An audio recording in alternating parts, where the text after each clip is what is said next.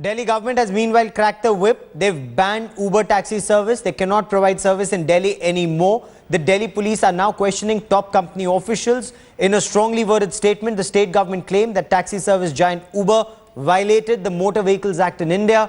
The statement banning Uber said that the commuter, who was subsequently raped, was provided with a cab with an All India permit, even though she had requested for a taxi for a short trip.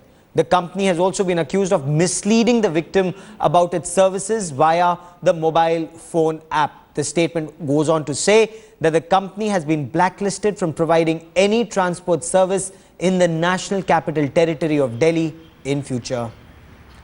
Now, Uber faces allegations of not conducting proper background checks. Some of the senior officials have now joined investigations, but in what appears to be an attempt to shift blame onto the government, the CEO in a statement has said, "We will work with the government to establish clear background checks currently absent in their commercial transport licensing programs."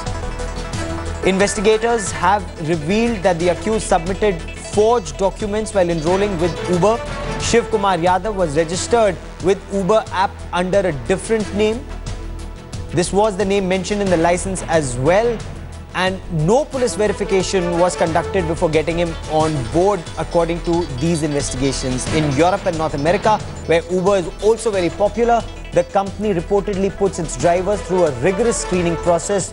Their driving license is verified, applications cross-checked for criminal records. The Delhi police has issued a notice to the San Francisco-based cab company, summoning senior officials, asking them to join investigations. Another incident of rape has shocked the country. We have with us two women with whom we are doing reality check in Delhi, Sindhu and Meera. Let's just begin talking to them. Another incident of rape, and obviously done by a radio cabbie. But you are traveling in a cab yourself. Do you think you will fear traveling alone in Delhi? I think I definitely would. After so many incidents that have taken place, at the back of my mind there's this fear when I specifically come to Delhi in terms of traveling alone in the night. During daytime it's fine, but in the night for sure I'll fear it. Do you think Delhi maintains that particular image? 16 December was a time a lot of women, a lot of men, everybody had come out and really talked about this entire incident. Do you think it's time that women need to continue to raise their voice yet again? Absolutely. I think women should raise their voice. And why only in Delhi? Look at Bangalore. I mean, look at the number of kids that are getting raped in Bangalore. So why are we focusing completely on Delhi? Let's look at the entire country at a whole. Is the entire country safe? Does this incident shock you yet again? Do you think anything has changed in terms of Delhi police? A lot of things were promised. The law was changed. Do you think it has changed anything at all? No, I don't think so. I really don't see a difference between what happened post Nirbhaya case. What is your entire take on radio cabs? My mind tells me that I think we should stand up for something as unfortunate as this. I think partly we are responsible as well.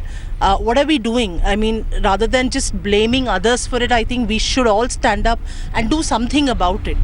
So, do you think the cab companies should, in that sense, be more responsible, have a GPS in place, have more safety measures, including driver's license? Absolutely. I think, first of all, there should be background check. So every cab, every driver that's plying a cab, there should be some kind of background check done, and that kind of registration should be there with the police, so that they know that who are the drivers in the city.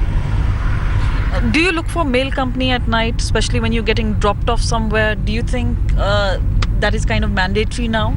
Or do you think as a woman you feel less empowered because of this? So, I mean, it depends from city to city. I definitely feel less empowered, number one.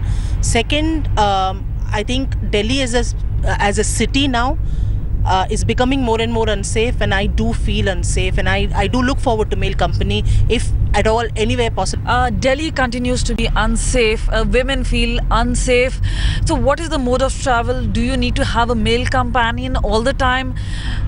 This Delhi police really needs to take place. Is Delhi police very much on the ground? Would you approach a policeman to seek help, or do you think you still fear Delhi police? Actually, I fear Delhi police more than the Mumbai police. I feel Mumbai police is more approachable as compared to Delhi police. So that says it all. A lot of Safety measures have to be put in place. Delhi police is trying to improve its image, but obviously it's not really impacted on the ground. Women continue to feel unsafe. With camera person Alok Bhatnagar, this is Kamaljeet Sandhu in Delhi for Headlines Today. And Headlines Today's Ankit Tyagi now joins me with the latest in the investigations. Ankit, now Shiv Kumar Yadav has been remanded to 3 days in police custody. It now appears he actually had an all-clear certificate from Delhi police. Take us through the details. Embarrassment, big embarrassment as far as Delhi police is concerned, Gaurav.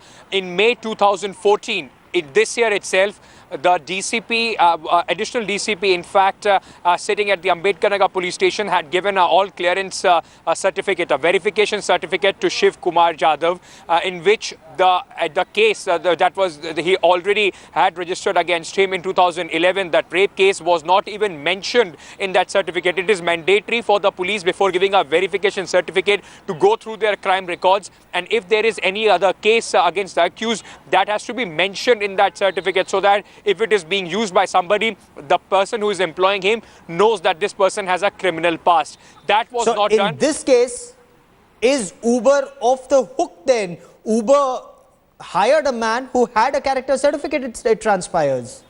Well, you know, Gaurav, it seems so. That is probably the line of defense of argument that the Uber will take. But yes, they hired a man on the verification certificate of the Delhi police, but it is also mandatory under the law of licensing of these taxi services that they should have also gone ahead and get it verified, not only by Delhi police, but also by themselves. They did not do so. They did not cross-check of this character certificate or any other document that Shiv Kumar Yadav had in fact given to Uber, and blindly they gave him the application and the right to use Uber's name and Uber's application to ferry people. Not only this, Uber is also in a lot of question marks as far as their entire policy is concerned. They did not give a badge to the drivers. This cab was registered in the name of Shiv Kumar Yadav, but was also being driven by 2 other drivers. So a lot of questions as far as Uber is concerned. And once their CEO, who not only tried to shift the blame on the Indian government, saying that